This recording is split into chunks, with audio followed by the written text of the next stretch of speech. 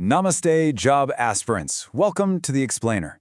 Today we're looking at a super powerful mini manifesto that is honestly going to fundamentally reframe your relationship with both money and your career ambitions. If you're out there hitting the pavement, sending out endless resumes, and kind of wondering what the actual end goal of all this grinding is, well, you're in the right place. We're going to unpack what we call the currency of dignity. Okay, let's dive into this. The core truth of our text starts off with a beautiful thought. Money doesn't define your worth, but it changes your options. I really want you to let that sink in for a second. We get trapped so often in this cultural illusion that our net worth is our self-worth, right? Like if you're struggling to land that first role or maybe transitioning careers, somehow your value as a human being takes a hit. No way. The author just shatters that illusion entirely. Your worth is intrinsic. It's built right in.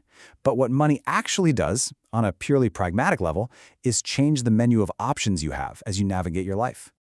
So, to break down exactly how those options shift, the text gives us these three pillars of financial power, and they are holding your place at the family table, having the power to walk away, and building armor against life's hits. Now you'll notice pretty quickly that none of these are about luxury or buying flashy things. They're highly pragmatic, deeply personal reasons about survival and utility. Let's look at each one. You need money to hold your place at your own family's table. I mean, what a grounded metaphor, right? It's not just about footing the grocery bill, though obviously that's part of it. It's really about this foundational sense of belonging and contributing within your own family or community structure. When you have some financial stability, you shift from being someone who might need constant support to someone who can actively give it. You literally become a pillar yourself. For a job aspirant, that is such a pure, beautiful motivation. You're not just hunting for a paycheck. You're securing your seat at the table to be a provider and an equal participant in your household's well-being.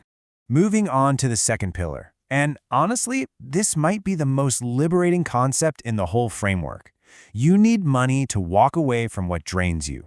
Think about being stuck in a highly toxic workplace, dealing with totally unreasonable demands that are just eroding your mental and physical health. If you're living on the edge with zero savings, you're trapped. You can't just leave, but financial resources, they grant you the ultimate boundary-setting power. It's the very tangible power to say no. You have the freedom to simply pack up your desk and walk out without facing immediate financial ruin. Earning money is what gives you the agency to protect your energy. And this brilliantly illustrates our third pillar. You need money because it's armor against life's hardest hits. Look, life is wonderfully unpredictable, but man, it can also be incredibly harsh. Cars break down, roofs leak, unexpected medical emergencies pop up out of absolutely nowhere. Without resources, a minor hiccup spirals into a total catastrophe. So this source material conceptualizes money not as some fancy luxury, but as essential resilience. It's a protective shield. When you're out there crushing interviews and negotiating salaries, remember you are actively forging your own armor. You're building a vital buffer between yourself and the harsh realities of the world.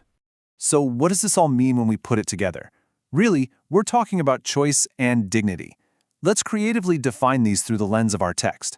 Choice, here, is exactly what money buys when it cannot buy happiness. And dignity, that's the ultimate result of having those choices.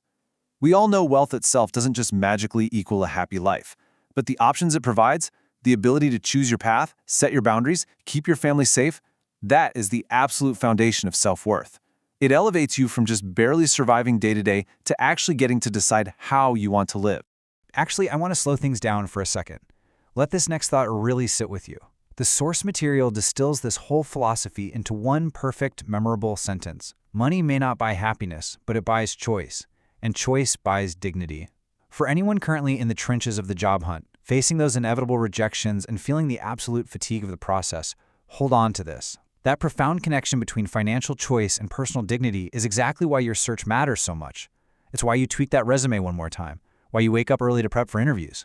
You are pursuing your own dignity. Let the weight of that really resonate with you. Now, what's really interesting about this slide is the stark contrast in our ultimate motivation. This is drawn directly from the closing lines of the manifesto. On one side, we have this highly toxic cultural habit, chasing money to impress people whose opinions shouldn't even dictate your life.